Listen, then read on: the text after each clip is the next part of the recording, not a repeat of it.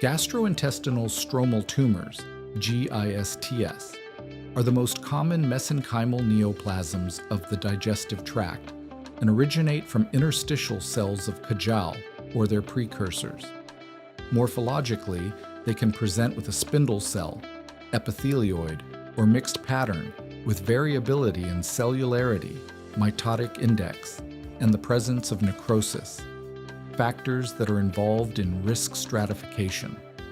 The most common location is the stomach, followed by the small intestine, although they can develop in any segment of the gastrointestinal tract.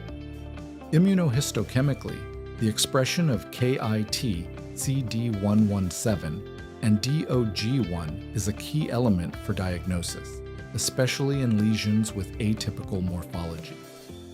Furthermore, the evaluation of tumor size, mitotic index, and anatomical location allows for the establishment of recurrence risk categories, which guides clinical follow-up and the indication for adjuvant treatment.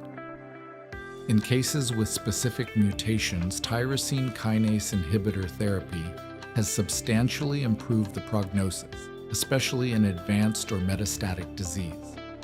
However, the emergence of secondary resistance necessitates the consideration of new therapeutic strategies based on the tumor's molecular profile.